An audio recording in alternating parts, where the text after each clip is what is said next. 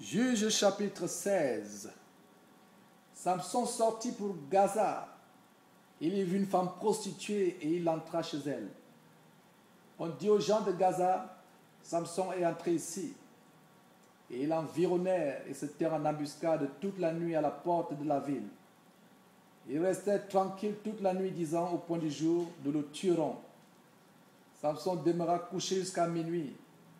Vers minuit, il se leva et il saisit les battants de la porte de la ville et les deux poteaux, les arracha avec la barre, les mit sur ses épaules et les porta sur le sommet de la montagne qui est en face d'Hébron. Après cela, il aima une femme dans la vallée de Sorek. Elle se nommait Delilah. Les princes des Philistins montèrent vers elle et lui dirent, flatte-le pour savoir d'où lui vient sa grande force et comment nous pourrions nous rendre maîtres de lui. Nous le lierons pour le dompter et nous te donnerons chacun 1100 cycles d'argent. Delilah dit à Samson, dis-moi, je te prie, d'où vient ta grande force et avec quoi il faudrait te lier pour te dompter. Samson lui dit, si on me liait avec 7 cordes fraîches qui ne fussent pas encore sèches, je deviendrai faible et je serai comme un autre homme. Les princes des Philistins apportèrent à Delilah 7 cordes fraîches qui n'étaient pas encore sèches, et elle le lia avec ses cordes. Or, des gens se tenaient en embuscade chez elle, dans une chambre. Elle lui dit, les Philistins sont sur toi, Samson. Et il rompit les cordes, comme se rompt un cordon des troupes quand il sent le feu. Et l'on ne connut point d'où venait sa force. Delilah dit à Samson, voici, tu t'es joué de moi. Tu m'as dit des mensonges. Maintenant, je te prie, indique-moi avec quoi il faut te lier. Il lui dit, si on me liait avec des cordes neuves, dont on ne se fût jamais servi, je deviendrai faible et je serai comme un autre homme. Delilah prit des cordes neuves avec lesquelles elle le lia. Puis elle lui dit, les Philistins sont sur toi, Samson.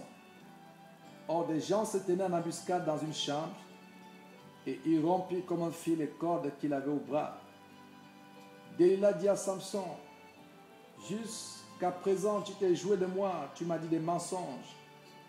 Déclare-moi avec quoi il faut te lier. Il lui dit, tu n'as qu'à tisser les 7 tresses de ma tête avec la chaîne du tissu. Et elle les fixa sur la cheville.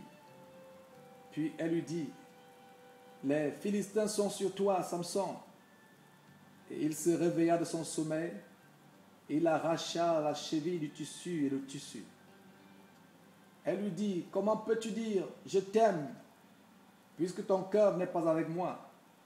Voilà 3 fois que tu t'es joué de moi, et tu ne m'as pas déclaré d'où vient ta grande force.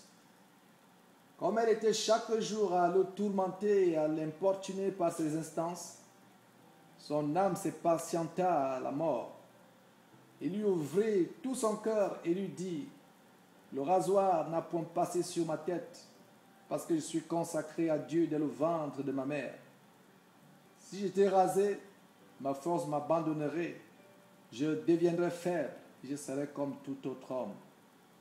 Delilah, voyant qu'il lui avait ouvert tout son cœur, envoya appeler les princes des Philistins et leur fit dire, montez cette fois, car il m'a ouvert tout son cœur. Et les princes des Philistins montèrent vers elle et apportèrent l'argent dans leurs mains. Il l'endormit sur ses genoux, et ayant appelé un homme, elle rasa les 7 tresses de la maison de Samson et commença ainsi à le dompter. Il perdit sa force. Elle dit alors, les Philistins sont sur toi, Samson. Et il se réveilla de son sommeil et dit, je m'en tirerai comme les autres fois et je me dégagerai. Et il ne savait pas que l'Éternel s'était retiré de lui. Les Philistins le saisirent et lui crevèrent les yeux. Ils le firent descendre à Gaza et le lièrent avec des chaînes d'airain. Il tournait la meule dans la prison. Cependant, les cheveux de sa tête recommençaient à croître depuis qu'il avait été rasé. Or, les princes des Philistins s'assemblèrent pour offrir un grand sacrifice à Dagon, leur dieu, et pour se réjouir. Ils disaient, notre Dieu a livré entre nos mains Samson, notre ennemi. Et quand le peuple le vit, ils célébraient leur Dieu en disant, notre Dieu a livré entre nos mains notre ennemi, c'est lui qui ravageait notre pays et qui multipliait nos morts.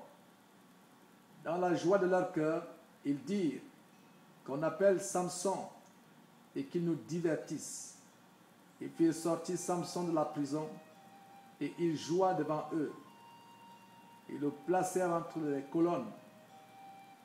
Et Samson dit au jeune homme qui le tenait par la main, « Laisse-moi, afin que je puisse toucher les colonnes sur lesquelles repose la maison et m'appuyer contre elles. » La maison était remplie d'hommes et de femmes. Tous les princes des Philistins étaient là. Et il y avait sur le toit environ 3000 hommes et femmes, qui regardaient Samson jouer. Alors Samson invoqua l'Éternel et dit, « Seigneur éternel, souviens-toi de moi, je te prie, ô Dieu, donne-moi de la force seulement cette fois, et que d'un seul coup je tire vengeance des Philistins pour mes deux yeux. » Et Samson embrassa les deux colonnes du milieu sur lesquelles reposait la maison. Et il s'appuya contre elles. L'une était à sa droite et l'autre à sa gauche. Samson dit, « Que je meure avec les Philistins. » Il se pencha fortement et la maison tomba sur les princes et sur tout le peuple qui y était. Ceux qu'il fit périr à sa mort furent plus nombreux que ceux qu'il avait tués pendant sa vie. Ses frères et toute la maison de son père descendirent et l'emportèrent.